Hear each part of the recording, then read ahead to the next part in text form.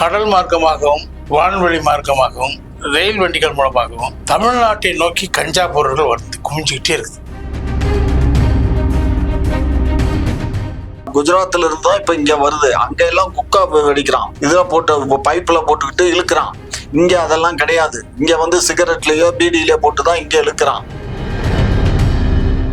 திமுக ஆட்சி வந்த பிறகு இந்த போதைப் பொருட்கள் பரவலாக எல்லா இடங்கள்லையும் கிடைக்குது. நார்கோட்டிக்ஸ் கண்ட்ரோல் பியூரோ டெய்லி பிடிக்கிறாங்க. போதைப் பொருள் செய்யக்கூடிய அந்த ரா மெட்டீரியல்ஸை அவர் அனுப்பிச்சாரு, வெளிநாடுகளுக்கு ஏற்றுமதி பண்ணார். எங்க பிடிச்சான் சொல்லு. சென்னையில எங்க குடவுன்ல பிடிச்சாங்க. குடவுன்ல ஒரு இல்ல. நாடு சுதந்திரம் அடைஞ்ச காலத்துல இருந்து அவங்க அங்கதான் வேலை பார்த்தாங்க. அவங்களுக்கு வந்து அந்த கம்பெனி தான் அந்த நஷ்டஈடு கொடுக்கணும். ஏற்கனவே இதே ஆளோட சேர்ந்து நாங்க கிட்டத்தட்ட 2000 பெரிய போராட்டமே பண்ணணும். சரியா, 18 பேர் செத்து போயிட்டான். தாமிரவல்லி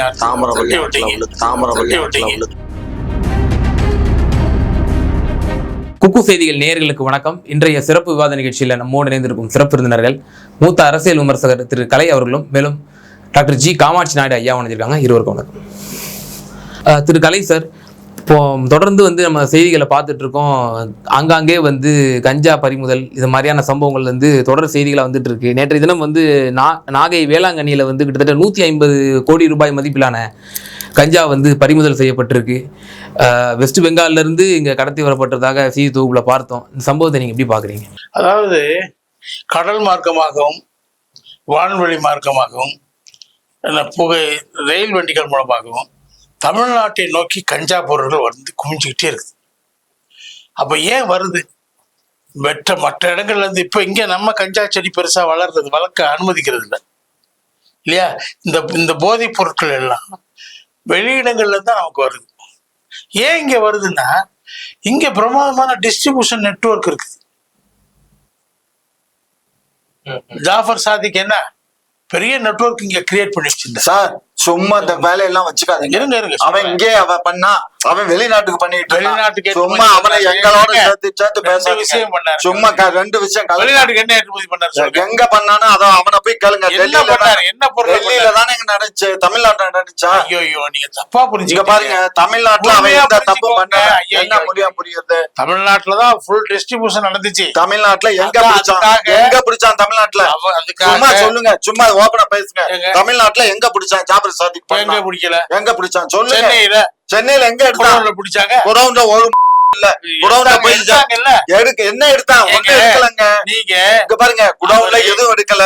அவரு இப்ப எம்பி நின்று இப்ப மறுபடியும் எம்பி ஆயிட்டாரு. இங்க பாருங்க, குடவுனுக்கு ஏங்க ஜாபர் சாதிக் குடவுன் இல்லங்க, அது யாருடைய குடவுன்னு? அது வந்து நம்ம நவாஸ்கனியோட குடவுன். அது நவாஸ்கனி வந்து இதுக்கு வச்சிருக்காரு, எதுக்கு? கொரியர் சர்வீஸ்க்கு. அந்த குடவுன்ல தான் நடந்துச்சு. அங்க இருந்து எதுவும் எடுக்கல. அதனாலதான் நவாஸ்கனி அதுல இன்வால்வ் ஆயிருக்காரு நான் சொல்லலைங்க. இங்க பாருங்க, குடவுன் நவாஸ்கனி இங்க பாருங்க, சும்மா இருங்க. இந்த மாதிரி பொய்யான தகவல்களை நீங்க பரப்புறத எங்களுக்கும் அவருக்கு ஜாபர் சாதிக்கும் சம்பந்தம் இல்ல. தமிழ்நாட்டுக்கு அவருக்கு சம்பந்தம் இல்ல. பிறந்த தமிழ்நாடு அவ்வளவுதான். அவர் டெல்லியை சென்டரா வச்சுட்டு வெளிநாட்டுக்கு ஏற்ற அவ்வளவுதான். அதை பத்திரம் பண்ணுங்க. அதோட இல்லை, அவர் தமிழ்நாட்டிலையும் பெரிய நெட்வொர்க் வச்சிருந்தாரு. பப்ஸ், ஏராளமான பப்ஸ் வந்து PUBS. அது வந்து தமிழ்நாட்டுல 2021 திமுக ஆட்சி வந்த பிறகு, கொரோனாக்கு பின்னாடி அவங்க சொல்றாங்க, திமுக ஆட்சி வந்த பிறகு ஏராளமா புற்றீசலா வளர்ந்துச்சு. அதுக்கு முன்னாடி பப்ஸ் அவ்வளவு இல்ல.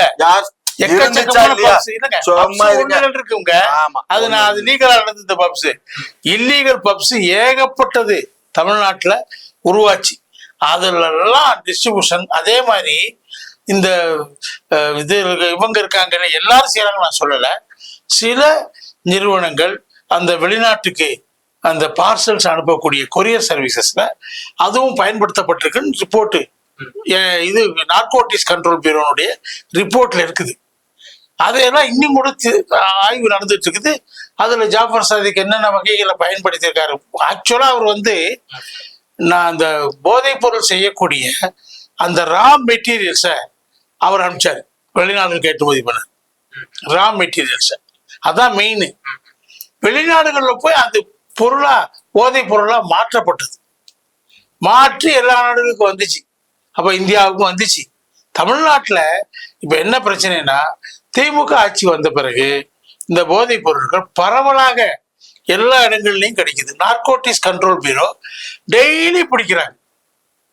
தமிழ்நாடு போலீஸ் பெருசா பிடிக்கல, நார்கோட்டிக்ஸ் கண்ட்ரோல் பியூரோ தமிழ்நாட்டுல பாருங்க, போர்ட்ல வந்து இறங்குது, துறைமுகத்துல வந்து இறங்குது, ஏன்னா ஏர்போர்ட்ல துறைமுகத்துல வந்து இறங்குது. ட்ரெயின்ல வந்து நம்ம பார்த்தோம், ட்ரெயின்ல வந்து பிடிச்சாங்கல்ல, எவ்வளவு டன் கணக்கா பிடிக்கிறாங்க. நான் என்ன சொல்றேன், நான் முடிச்சிடறேன். டன் கணக்கா பிடிச்சாலும் அது திரும்ப திரும்ப வந்துகிட்டே இருக்குது. எப்படி வருது? பிடிச்சதே திரும்ப ரீடிஸ்ட்ரிபியூட் பண்றாங்களான்னு கூட சில பேர் சந்தேகத்தை கிளப்புறாங்க. நான் அப்படி சந்தேகப்படலை. ஆனா இது வந்து எப்படி திரும்ப திரும்ப வந்துட்டே இருக்குன்னா, இங்க ஒரு வைடர் நெட்வொர்க் இருக்குங்க. பஞ்சாப் தாங்க முதல்ல இந்த போதைப் பொருட்களுடைய கேந்திரமா இருந்துச்சு அந்த மாநிலம். அங்க 75% மேல போதைப் பொருட்களுக்கு அடிமையாயிட்டாங்க பஞ்சாப் மக்கள். அது இப்ப ஆம் ஆத்மி வந்த பிறகு பெரிய அளவுக்கு கண்ட்ரோல் பண்ண ஆரம்பிக்கிறாங்க. கண்ட்ரோல் பண்ண ஆரம்பிச்ச பிறகு இன்னைக்கு இந்தியாவிலேயே போதைப் பொருள் அதிகமா புழங்கக்கூடிய மாநிலத்துல தமிழ்நாடு நம்பர் 1. இது எப்படி உருவாச்சு? அது வந்து நீங்க இவங்கதான் போதைப் பொருளுக்கு எதிராக குட்கா பாக்கெட்ல சட்டமன்றத்தில் எடுத்துட்டு போய் எதிர்கட்சியா இருக்கும்போது பாக்கெட்டுகள் எல்லாம் தூக்கி போட்டாங்க. இப்ப சமீபத்துல கூட முதல்வர் அவர்கள் மாவட்ட கலெக்டர்ஸ் எல்லாம் கூட்டு வச்சு போதை இல்லாத மாவட்டமா நம்ம வந்து ஒவ்வொரு மாவட்டத்தையும் பண்ணி சொல்லியிருக்காருல்ல. என்ன அர்த்தம்? முதன்மையான பணி அதுதானா? அது பெரிய அளவுக்கு பரவிடுச்சுன்னு அர்த்தம். பல்வேறு வகைகள்ல அது பரவுதுங்க. எப்படின்னா புது புது வடிவங்கள்ல வருது. அது ஐஸ்கிரீம்ல வச்சு கொடுக்குறாங்க, சின்ன மிட்டாயில வச்சு கொடுக்குறாங்க, அதுல மேல தேய்ச்சிட்டு கொடுக்குறாங்களாம், எதோ சொல்றாங்க. அதை நான் பார்த்தது கிடையாது. அது இப்படி அதனுடைய விளைவு என்னன்னா, நம்ம எப்படி போதைப் பொருள் பழக்கம் அதிகமா இருக்குங்கிற புரிஞ்சுக்கணும்னா, அதனுடைய விளைவாக சட்டம் ஒழுங்கு பெருசா பாதிக்கப்படுது. ஏராளமான கொலைகள் தினம் தினம் நம்ம பார்ப்போம். அந்த காலத்துல பஞ்சாப்ல காலிஸ்தான் தீவிரவாதிகள் இருந்தாங்கல்ல, பஞ்சாப்ல இன்று 10 பேர் கொலை செய்யப்பட்டார்கள். டெய்லி பேப்பர்ல முதல் பக்கத்துல வரும்.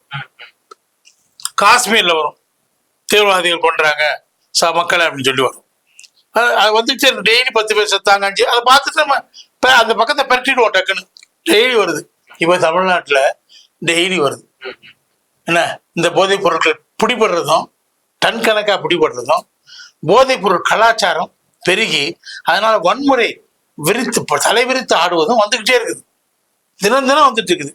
நான் இவனே வந்து அந்த அந்த இது குற்றப்பிரிவு ஆவண நிறுவனமே தமிழ்நாட்டுல சமீபத்துல கொலைகள் பெருகி இருக்குது அப்படிங்கிற தகவலை, பெண் பாலியல் வன்முறைகள் வன்கொடுமைகள் அதிகமா இருக்குங்கிறது இப்ப அந்த செய்தி இப்ப இல்ல NCRB கொடுத்துருக்கான், டேட்டா கொடுத்துருக்கான், லேட்டஸ்ட் டேட்டா வந்திருக்குங்க. உத்தரப்பிரதேசத்துல இங்கதான் ரொம்ப ஜாஸ்திங்கிறான். திரு காமாட்சியா, இப்போ தொடர்ந்து வந்து போதைப் பொருட்கள் வந்து பறிமுதல் செய்யப்பட்டுட்டே இருக்கு, தோண்ட வந்துகிட்டே இருக்கு அப்படின்ற ஒரு விஷயம் வந்து ஐயா மேற்கோள் காட்டுறாங்க. எப்போதுதான் இதுக்கு தீர்வு காணப்படும்? போதைப் பொருளை பிடிக்க ஆரம்பிச்சிட்டோம்னாலே நாங்க தீவிரப்படுத்திட்டோம் தானே அர்த்தம். போதைப் பொருள் வந்து ரயில்ல வர்றதை நாங்க பிடிக்கிறோம், அதே மாதிரி கப்பல்ல வர்றதையும் நார்கோட்டிக் குரூப் வந்து ஏர்போர்ட்ல வர்றதையும் அவங்க இப்போ மத்திய அரசுடைய காவல்துறை பிடிக்குது. ஸோ இது கூடுமானவரை நாங்க எல்லாம் ஒருங்கிணைந்து மத்திய படையும் மாநில படையும் சேர்ந்து தான் இதெல்லாம் பண்ணுது. இதை பண்ண திரும்பவும் வந்துகிட்டே இருக்கு. இதை வர நாங்க பிடிச்சிக்கிட்டு இருக்கோம். இதுக்குரிய ஆட்களையும் நாங்க கைது பண்ணிக்கிட்டு தான் இருக்கோம். இந்த நெட்வொர்க்கை பிடிக்கிறதுக்கு தான் இப்போ நிறைய முயற்சிகள் பண்ணிட்டு இருக்கோம். ஏதோ ஒரு நெட்வொர்க்கு தான் மூலியமா தான் இது பூரா இங்க டிஸ்ட்ரிபியூட் ஆகுதுங்கிறத கண்டுபிடிச்சு இப்ப அவங்க அதனுடைய நடவடிக்கையில இறங்கி இருக்காங்க. கூடிய சீக்கிரம் அதை கண்டுபிடிச்சு அந்த நெட்வொர்க்கை கட் பண்ணிடுவாங்க. அவ்வளவுதான். அந்த நெட்வொர்க்கை கட் பண்ணிட்டா போதும். இப்ப என்னன்னா, ஒன்னும் பஞ்சாப்ல இருந்து வந்தது, குஜராத்ல இருந்து வந்து இப்ப குஜராத்ல இருந்து வருது. குஜராத்ல வந்து இவ்வளவுக்கு அந்த மாநிலத்துல வந்து இது கிடையாது, மது கிடையாது. ஆனா இப்ப குஜராத் வந்து இவர் சொல்றாரு தமிழ்நாடு இல்ல, குஜராத் தான் இன்னைக்கு நம்பர் 1. அதனால குஜராத்ல இருந்து தான் இப்ப இங்க வருது. அங்க எல்லாம் குக்கா வெடிக்கிறான், இதுல போட்டு பைப்ல போட்டுக்கிட்டு இழுக்கிறான். இங்க அதெல்லாம் கிடையாது. இங்க வந்து சிகரெட்லயோ பீடியிலயோ போட்டுதான் இங்க இழுக்கிறான். சோ அதனால அதிகமா யூஸ் பண்றது வந்து குஜராத், பீகார், தமிழகம் மாறிட்டு வருது அப்படின்னு சொல்றாரு. தமிழகம் ஒரே உதாரணங்க. திமுக ஆட்சியில 4000 இல்லீகல் பார்ஸ் நடந்துட்டு இருந்துச்சா இல்லையா? அதுல நேரா மது ஆலைகள்ல இருந்து எக்ஸைஸ் டியூட்டி கட்டாம மது பாட்டில் இங்க வந்துச்சா இல்லையா? யார் சொன்னா? அதனால ஒரு ஆண்டுக்கு 20,000 கோடி நஷ்டம் ஏற்படுதுன்னு சொல்லி யார் சொன்னா? உங்க முன்னாள் நிதியமைச்சர் தான் பாருங்க. இல்லீகல் பாருங்கிறது இருங்க சார், கொஞ்ச நாள் என்ன பேச விடுங்க, எல்லாமே நீங்களே பேசாதீங்க. இந்த 4000 பாருங்கிறது வந்து ஏற்கனவே லைசன்ஸ் வாங்கி நடத்தின பாரு. அந்த பாருக்கு ரினிவல் கொடுக்கறதுக்கு வெயிட்டிங்ல இருக்கும் போது அவன் அதை கண்டினியூ பண்ணிட்டான்.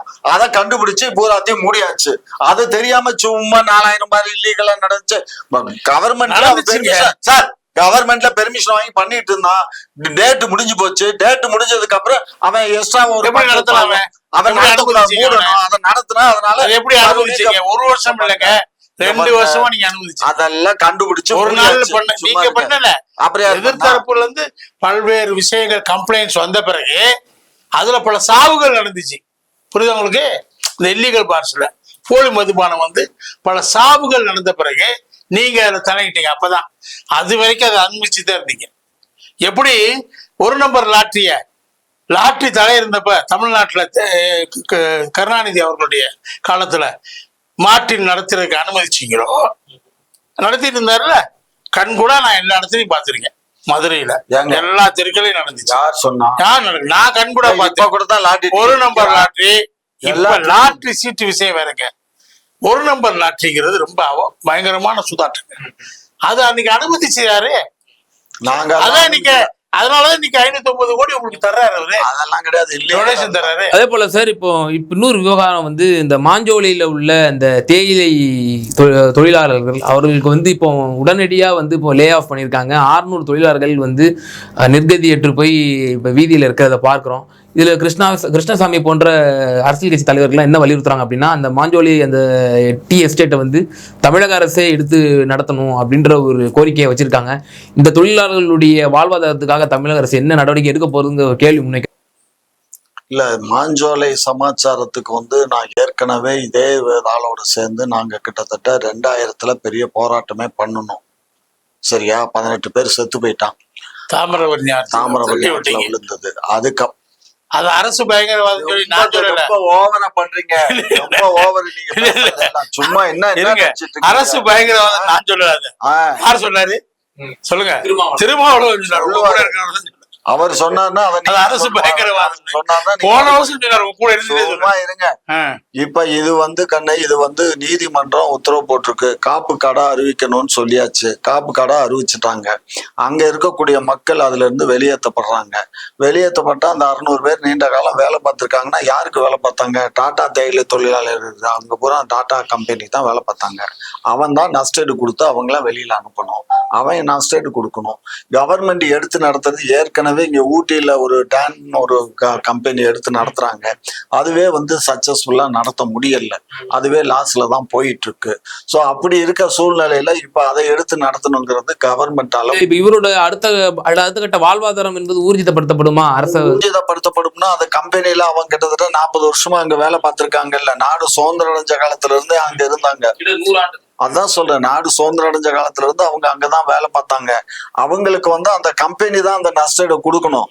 அந்த கம்பெனி நஷ்டஈடு கொடுக்கணுமே தவிர இது கவர்மெண்ட் இதுக்கு என்ன பண்ணுவோம்? நம்ம கூட பலமா பேசியிருப்போம். மதுவிலக்கு அமல்படுத்தணும் அப்படின்னா அங்க உள்ள ஊழியர்கள்லாம் வந்து அவங்களுக்கு தனியா வேலை போட்டு தரணும் அப்படின்னு கூட நீங்க சொல்லியிருக்கீங்க. இது வந்து கவர்மெண்ட் டேக்னோர் பண்ணது. மது ஆலைங்கிறது வந்து விற்கிற வியாபார ஸ்தலம் வந்து கவர்மெண்ட் கம்பெனி. அது தனியார்கிட்ட அவங்க வேலை பார்த்திருக்காங்க. தனியார்கிட்ட வேலை பார்த்திருக்காங்க. அதனால இப்ப அவங்க அங்க இருந்து வந்திருக்காங்க. தனியார்கிட்ட வேலை பார்த்தா தனியார் கம்பெனில இருந்து நஷ்டஈடு கவர்மெண்ட் முயற்சி பண்ணி வாங்கி கொடுக்கணும். நஷ்டஈடு வாங்கி கொடுக்கணும். அது ஒத்துக்கலாம். ஓகே திரு காலை சார், நீங்க எப்படி பாக்குறீங்க இந்த வாரத்தை? இறுதியான பார்வையா பதிவு செய்யுங்க. தனியார்கள் தொழிலாளர்களை கைவிடும் போது லாப நோக்கத்தை மட்டும் வைத்து நடத்தக்கூடியதான் தனியார் நிறுவனங்கள். அரசு நிறுவனம் அப்படி இருக்க முடியாது. அது மக்கள் நலன் சார்ந்து சில நிறுவனங்கள் நஷ்டம் வந்தா கூட அதை அரசு கொஞ்சம் காம்பன்சேஷன் பண்ணி அதை நடத்துவது என்பதுதான் சரியா இருக்கும். இப்ப விவசாயம் எப்படி நடக்குது? விவசாயம் தமிழ்நாட்டில் எப்படி? இந்தியாவில் தமிழ்நாட்டில் நம்ம தெரிஞ்சு சொல்றோம். குறுவை சாகுபடி திட்டம்னு சொல்றாங்க. என்ன 68 கோடி என்னமோ ஒதுக்குறாங்க, 78 கோடி ஒதுக்கியாச்சு, 78 கோடி ஒதுக்குறாங்கல்ல. அந்த பணத்தை ஒதுக்கி விவசாயிகளுக்கு கொடுக்குறாங்க, பயிர் செய்யறதுக்கு கொடுக்குறாங்க. ஸோ இது ஏன் அரசாங்கத்து நஷ்டம்னு கணக்கு எழுத முடியுமா? டிரான்ஸ்போர்ட் டிபார்ட்மெண்ட் நஷ்டத்துல தான் ஓடுது. நீங்க மகளிர் உரிமை தொகை கொடுத்தா, மகளிருக்கு இலவச பஸ் டிரான்ஸ்போர்ட் கொடுத்தா அது 748 கோடி நஷ்டம் வருதுன்னா அதுக்காக அதை மூடிட முடியுமா? நிறுத்திட முடியுமா? என்ன சொல்றீங்க? சில விஷயங்கள்ல அரசு போக்குவரத்து நஷ்டத்துல தான் ஓடுதுங்க. ரயில்வேயே ரொம்ப நாள் நஷ்டத்துல ஓடி இப்பதான் கொஞ்சம் லாபத்துக்கு வந்திருக்கு. அது சில ரயில்வேஸ் தான் வந்திருக்கு. அதனால அதை நிறுத்திட முடியுமா? தனியார் நிறுத்தி கொண்டு விட்டுற முடியுமா மக்களை? அதெல்லாம் சில கன்செஷன்ஸ் கொடுக்குறோம் இன்னைக்கு கூட. அதை தொடரணுங்க. அரசாங்கத்தினுடைய முதலீடு அங்க இருக்கும். அதனால நஷ்டம் வந்தா கூட பட்ஜெட்ல அதுக்காக பணம் ஒதுக்குவாங்க ஒவ்வொரு ஆண்டும். அது மாதிரி இந்த டிசிஎஸ் கம்பெனி கூட இப்ப மூடுவதாக இருந்துச்சு. அது கூட அரசு டேக் ஓவர் பண்ணணும்லாம் கூட கோரிக்கை வச்சாங்க. இப்ப நீங்க ரயில்வே லிக்னைட் கார்பரேஷன்லயே 5 பங்கை விற்கணும்னு சொல்லி மத்திய அரசாங்கம் முடிவு பண்ணப்ப என்ன பண்ணாங்க? ஜெயலலிதா என்ன பண்ணாங்க? தனியார் உள்ள வந்துருவான், ஆபத்து, தொழிலாளர்களுக்கு பாதுகாப்புல சொல்லிட்டு தமிழ்நாட்டு பணத்தை ஷேர் கொடுத்து 5% ஷேரை வாங்கிக்கிட்டாங்க இல்லையா? அதை பொதுத்துறை நிறுவனமா தொடர்ந்து நடத்துவதற்கு அவங்க வழிவகுத்தாங்க. அதே மாதிரிதான் இப்ப இந்த தேயிலை தொழிலாளர்கள், அவங்களுக்கு ரொம்ப மாஞ்சோலை தோட்ட தொழிலாளர்களுக்கு தொடர்ச்சியா அங்க பிரச்சனை இருந்துட்டே இருக்குங்க. அவங்க தொடர்ச்சியா போராட்டத்தை பார்த்தோம். இல்ல இப்ப பிரச்சனை முடிஞ்சு போச்சு. அது மூடி எல்லாத்தையும் காலி மூடினா அந்த அரசாங்கம் எடுத்து அவங்களுக்கு பாதுகாப்பு தந்தாங்க. வெளியில நஷ்டம் கொடுத்துட முடிஞ்சு போச்சா? வெளியில அனுப்பிச்சா நஷ்டம் எத்தனை நாளைக்கு உபயோகப்படுங்க? அது அவங்களுக்கு நிரந்தரமா அங்க தொடர்ந்து பணியாற்றுவதற்கான அந்த செலவினங்களை அரசு ஏத்துக்கணும், அரசு நடத்தணும். முடிஞ்சு போச்சுங்க. அதை காப்பு காடா அறிவிச்சாச்சு, அவங்கள எல்லாம் வெளியில அனுப்பிச்சாச்சுங்க. இருவரோட கருத்து